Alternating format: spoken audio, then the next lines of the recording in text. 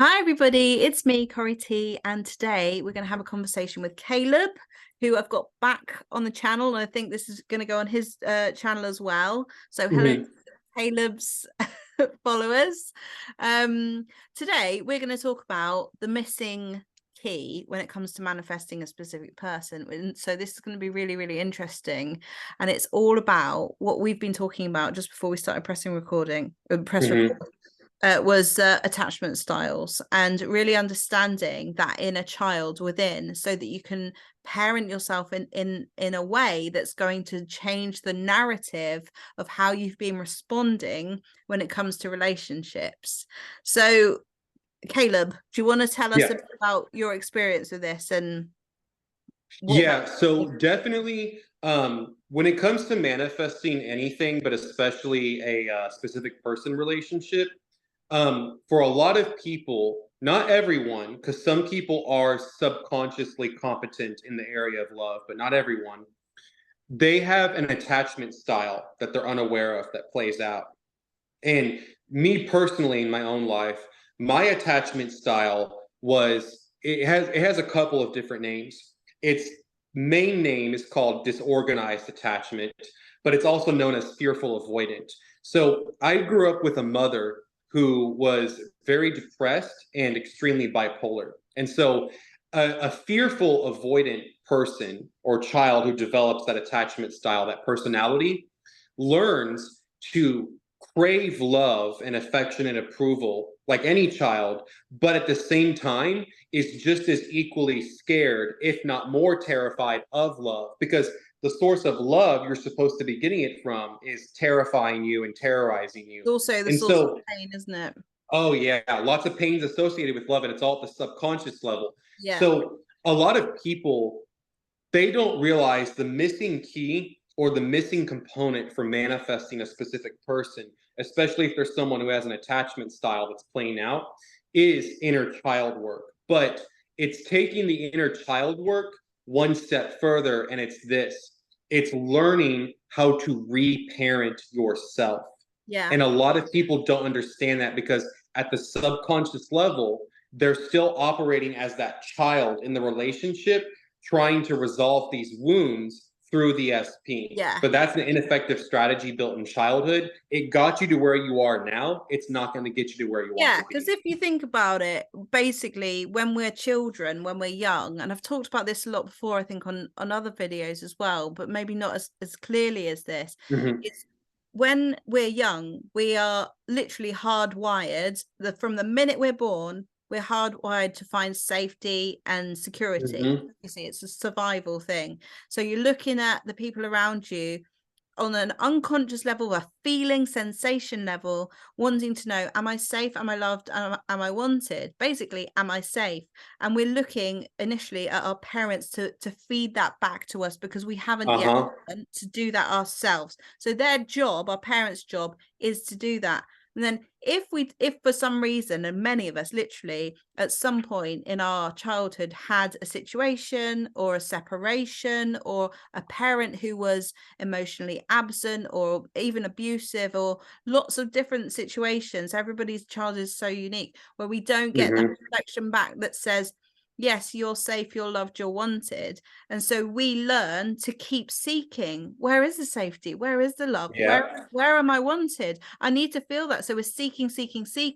But if we have a secure environment where we're taught through that reflection, you're safe, you're loved, you're wanted, we love you, I can go away, but I'm always coming back, then that teaches us to know to teach ourselves with it, to do that for ourselves, right? So we Yeah. get to learn, oh, I've been shown and modeled how to do this, and where we haven't, we don't get that lesson. So we're constantly in the then habit, it's literally like a habit, isn't it, of Yeah, it of is. of looking outside of ourselves to find that safety and security. So guess what happens when we get into relationships? We think, oh, good.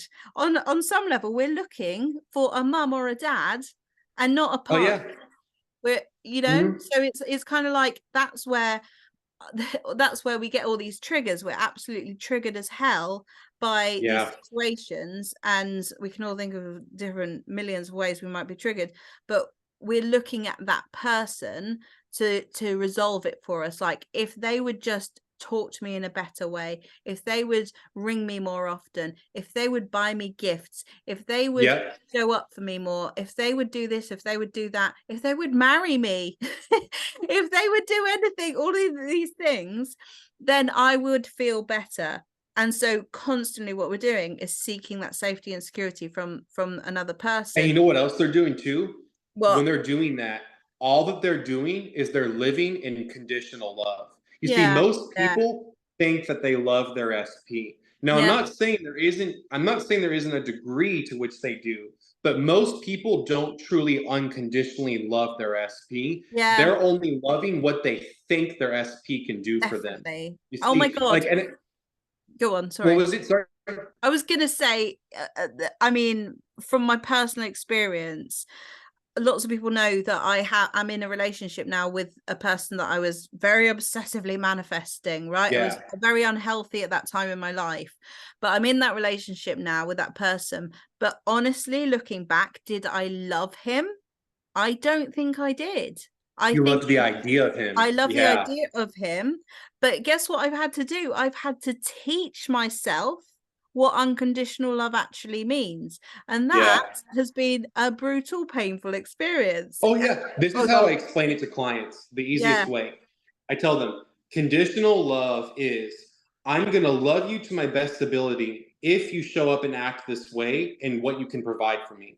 Yeah. Unconditional love is I love this person just for existing, their essence for who they are. Yeah. But if being with me doesn't make them happy, then so be it. I just Yeah. want them to be happy. That's Exactly. true Yeah. unconditional That's love. And freedom that's as the energy well. it's going to draw someone in.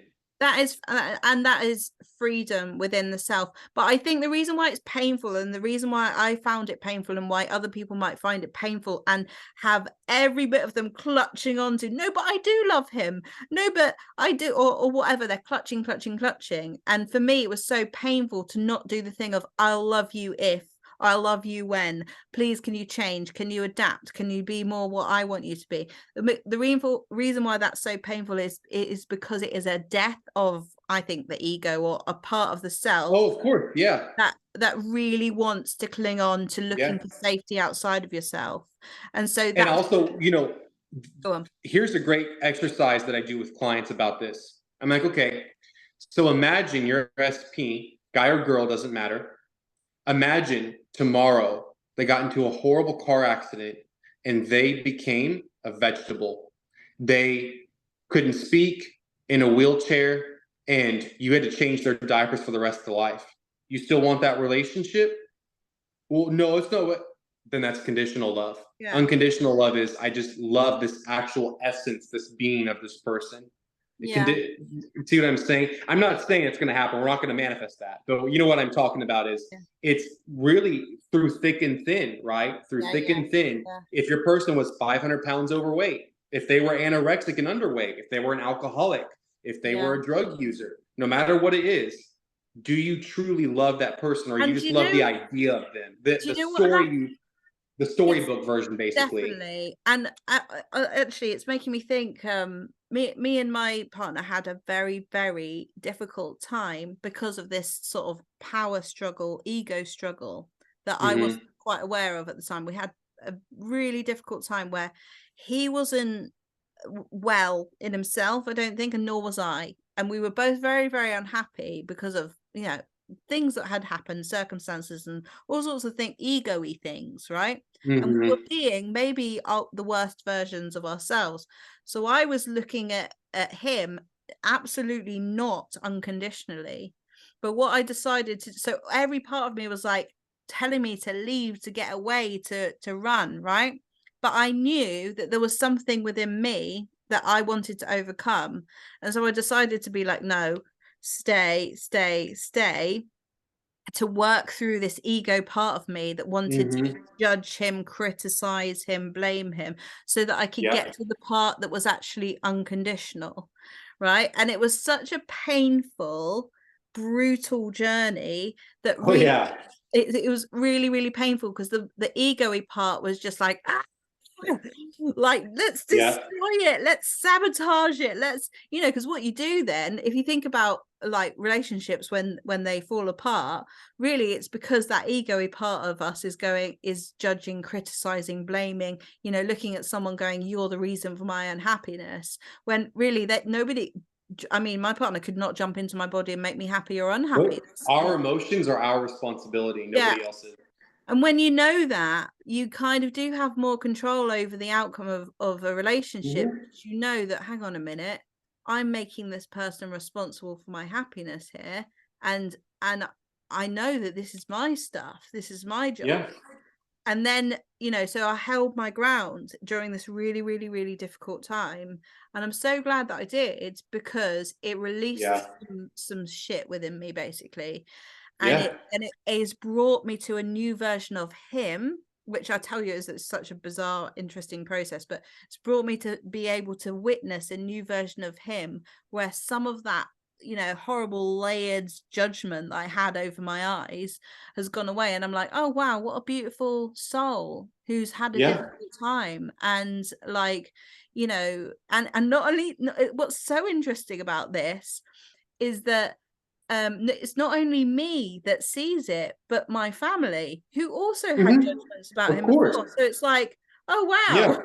you know, this is how we evolve, this is how you evolve. And I think, yeah, that's what I think the persistence part is, but it's very painful. And I think sometimes people do get to the point where they go, I can't do this, I just can't do this, Yeah. I surrender, and I'm going to put myself first in a way, and just, you know, I need to have a break, which is also fine, you know, Yeah. because everybody's on a journey, obviously. Yeah. And I do think, honestly, that there were many people who might have been in my situation and would have left, would have just gone, this is too difficult. But Yeah. I'm glad that I didn't do that. But I think it is to do with this stuff that you're talking about. You know, I could have manifested the end of us. And maybe, who knows, maybe that would have been for the best. Who knows, maybe we would have been free and whatever. But I Yeah. didn't do that, and I'm glad, because I manifested a different thing, which is obviously having a baby. And Right. like, you know, a whole other trajectory of stuff has happened, which has brought a whole new thing. But that is because of the inner child work, and the being able to go, I'm Yeah. responsible for me, I'm standing up for me, I'm in control of my happiness, and knowing that this journey might be a bit of an ego death, and it might be absolutely Yeah. brutal and horrible, you know. Because an ego death involves a lot of grieving. And you know, Yeah, that's the reason why a lot of people scoff at inner child work, because yeah, they go, well, you know, this happened, but blah, blah, blah, blah. It's not that important. I'm like, yeah. I'm like, here's the thing. Adult logical you didn't experience that. yeah. That part of your psyche got fractured when you were a child. And Mm. children don't develop logic before the age of 8. And when they do start to develop it, it's very slowly. So it's very easy. And this is something that I learned in my own life that, you know, started to make a lot of sense from my mentor and just seeing it in my life and clients, is that it's very easy for someone to develop a trauma from a very innocuous experience, because children don't have logic and reason Yeah, the way yeah, adults yeah, do. yeah, And yeah, so definitely. it's like, you know, when that version of you comes up that gets triggered, it's understanding, oh, this isn't adult logical me. So I'm not Yeah. going to logic my way out of it. And I always tell clients, when it comes to their manifestation, you're not going to think your way there. You're going to feel your way Oh, there. So I definitely. get them to Yeah. understand, you know, oh, okay, now I get it. Now I know why I can't get over this trigger, you know, going about it this way, because I'm trying to logic my way out of something when it doesn't need to be logicked out of. You know, there's a time and place for logic and reason, but right now I need to parent this inner child. And it's like, it sounds so crazy because it's not like in a weird incestuous way, but most people subconsciously, manifesting or not, if they're not aware of this, it doesn't matter, are going to try to seek out that reparenting through a partner, whether it's a Yeah, guy yeah, or a yeah, yeah. girl, straight relationship, lesbian, gay, it doesn't matter. They're going to Mm. try, or whoever the primary caregiver was, they're going to try to reparent themselves subconsciously through that person. In other Yeah. words, like you said, resolve the wounds through that person. but it's And not going to that's happen that way. but that is, I think, this is what I've noticed with all of my clients and the people who are on this SP journey, is Mm-hmm. that so many people are on that journey to getting back to whatever way round they go through it. That they might go through the SP and go, oh, that doesn't work. So back to self. Like Yeah. I have to go through the SP to get there. That's why these SPs are so, they're Well, profound, life is always working in your favor too. Life Yeah. is always trying to bring you back to self. Yeah. But you just have to be willing to look at and listen to the clues. Yeah. It's always trying to bring you back to self if That's you're a willing to really look and see it's it. a really soothing way of looking at whatever it is that you're going through. Like if you're going through Yeah. a painful separation or discomfort, or whatever it is that you're going through in your relationships with a specific person, there's something in it that's for you, even though it's difficult. And even if you're Yeah. thinking, what's wrong with me, why can't I manifest this or whatever, actually there's something in that too, and it's all for you and it's not against you. Yeah. When your life is getting hard, it's because life is causing you to expand. That's Yeah, why. definitely. It's like being in a bit, well, what's that analogy? Diamonds are not formed without pressure. Oh so yeah. so Mm-hmm. like, we're all just going through this. I think Yeah. collectively, actually, lots of people are going through a big awakening or transition at the moment. Yeah. I've heard a lot of people, and myself included, going through a big time at the moment. Yeah. So yeah, it's all for us. But like you say, I think this inner child stuff, and really, actually, it's not like you say, because what people think with inner child stuff is like, oh, I need to go to a therapist and I need to talk about my childhood and work out what's gone wrong. But actually that will only get you so far, and a lot of Mm-hmm. the big stuff that's going to shift you beyond recognition is the feeling stuff. So this is why it's Yeah. in my conscious creators course, and other things that I've talked about on my videos and things. It's such a big part of the work, and there is no, Yeah. like you say, like we were talking about earlier, there's no magic button, there's no magic video. It's a journey. And are you Yeah. willing, are you willing? Manifesting is just, yep. It's just Yeah. energy and perception management. That's Yeah. all it is. And it's Now, like, obviously, that's easier said than done, yeah, obviously. But it's that's what it comes down to. It's energy and perception management.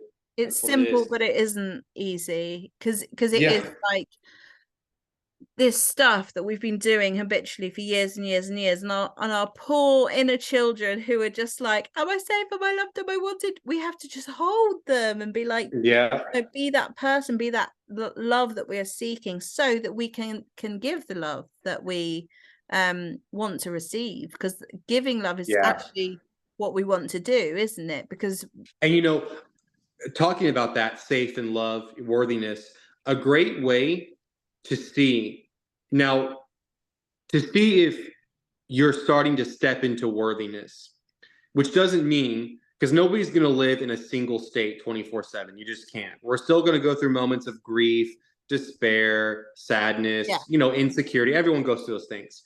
But the point being, a really good way to test with yourself, and you have to answer this honestly, is, do I really think I'm worthy of this person or this relationship?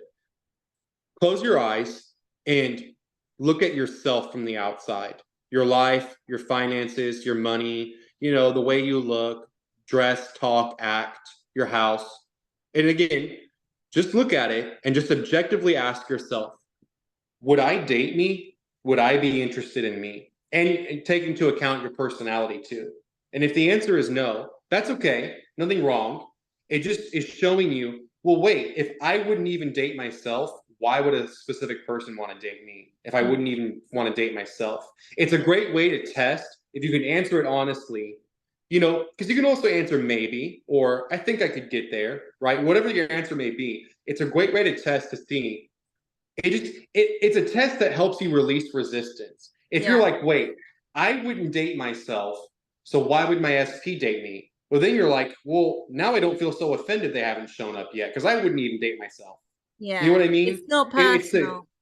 Yeah, Yeah, to give you that perspective shift of, but I can work on this and I can get to the point where I yeah, would date myself and improve myself, definitely. right? Yeah. I think another thing, another stumbling block people have with inner child work is they start thinking, why am I like this? Why, why? What's the reason? I need to figure it out. I need to know what the thing is. I need to know what happens so Yeah. I can heal it, resolve it, whatever. And they think that, oh, when I get to the root, when I get to the thing, then I'll be free, right? And there's some, obviously there are some aha moments, some light Yeah, bulb there's a moments, but degree of truth in that. Yeah, there's I a agree. degree, there's a degree of Yeah. it. But like we said before, we can, it's like going, there's a tsunami coming. I wonder why the tsunami is coming. Instead of going with the energy that you're feeling and, changing the situation, doing what you've got to do. You know what I mean? You've got to feel the energy. Yeah. It will show you what you need to do, right? When you allow Yeah. yourself to feel what you're feeling, instead of we go up into our minds. If you stood there on the beach going, wonder why the tsunami's there. That's a bit. I wonder what happened there. You'd be drowning in all of the in the Yeah. tsunami before you know it. But if you go, whoa, there's a tsunami there, and you feel that energy, you would run and you would do what the energy within you needs to do. Yeah. I don't know if I'm explaining this very Well, well. and that's what I call it a broken identity. So Yeah, you don't do self work because you're broken and you need to be yeah, fixed. And once you're fixed, that's when you'll get rewarded from something outside exactly. of Yeah, you. I heard your video. Creation doesn't happen out here, it happens in here. Yeah, And so it's very tricky and easy for people. I've done this more than once to fall for an identity of I'm broken. You're yeah, not broken. You don't need to be fixed because think about it. When you're broken, nothing works. No yeah, technique, nothing works because you're broken. So yeah, it's not about doing the work because I'm broken. It's, oh, I'm learning to bring awareness so I can stop self sabotaging. That's yeah. it. And also, it's like we're all, none of us are broken, but we're all responding to the life that we have lived unconsciously. Hmm. Oh, So, yeah. we're just responding very normally to what we've been through. And with that, you can bring a lot of compassion to yourself. And Yep. it's honestly the most validating thing. I think this is why things like, being able to talk to the right people, being able to Yep. even have community around you where you're talking to the right people about people who are going to be able to hold space for you and be like, yes, this makes sense why you feel like that. And it makes sense why you have responded like that. And now you are safe because your nervous system will relax whenever you get that, this is okay, Yeah. there's nothing wrong with me. Then you will feel safe enough to choose a different response. And that means that in your relationships, when you're triggered by that old stuff that's so unconscious, it can even be like a bloody smell or something, before you know it, Yeah. you can be triggered. Oh, anything. Anything Anything. can Yeah. trigger it because it's feeling not logic, like you say. Yeah.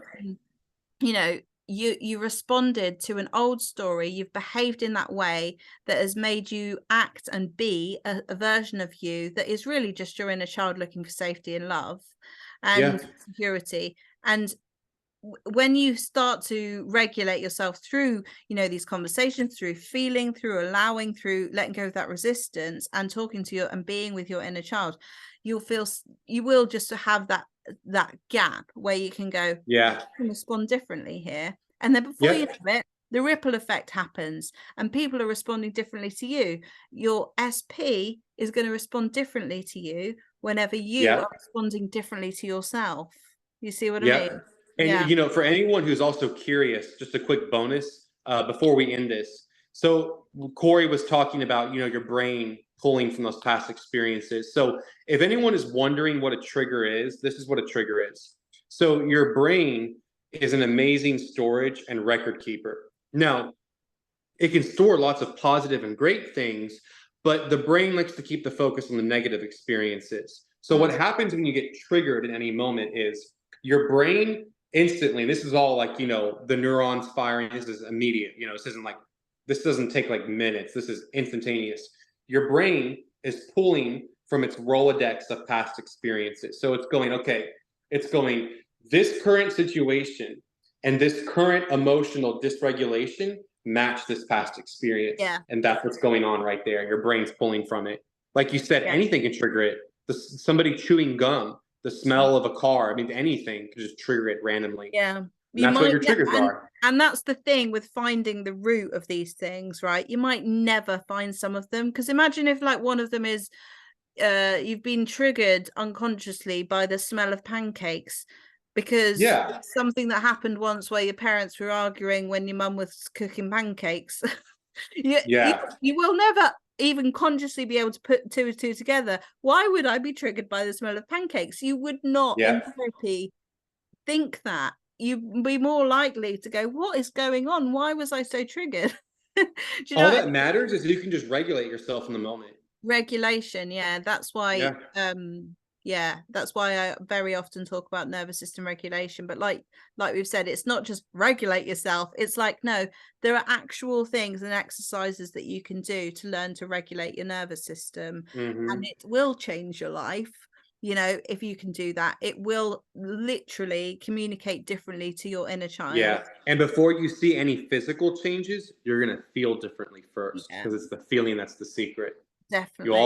You'll always feel the changes inward first before you see anything physical. Definitely. Yeah, for sure. And actually, what I sort of briefly mentioned in another video recently was that when you start to really regulate your nervous system, you realize that some of the personality traits that you thought you were, like I'm an anxious person, I'm a needy person, I'm an irritable person, I'm an angry person, or whatever you've labeled yourself as before, they go away and you realize, oh my God, that was never me. I was just dysregulated for my whole life, you know? And, that's very exciting, liberating, because you start to feel very much more calmer. You connect back to your authentic self. Yeah. Exactly. Yeah.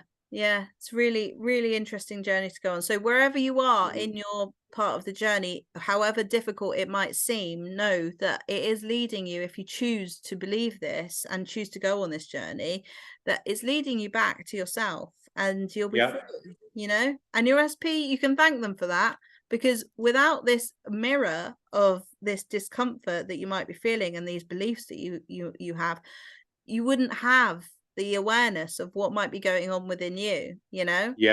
So thank you, SP, for this difficult journey, but thank you for triggering me. Yeah, see it as an opportunity. This is a great opportunity. So right, we said it was going to be 10 minutes, but it's not been 10 minutes. It's been about half an hour, but that's fine. Sorry. If it's fine, it's totally fine. If you guys have watched this video to the end, let us know what you think. We hope this has been really helpful. If you would like some help from Caleb, you can go on to his website. He's got some courses that I'm sure you'd find really interesting. And if you're interested in my Conscious Creators Master Academy, we're starting again in January. You can find more information about that on my website. You could send me a direct message, whatever you want. And thanks for watching, everybody. And thank you so much, Caleb. You're literally one of my fave channels community, actually, like someone really worth listening to, everyone. So thank you. Thanks very much for coming on the channel. And it's always fun. I like doing the collabs. They're always fun. Cool. All right, well, I'm going to press stop recording, and we'll see you in the next videos, guys. All right, bye guys.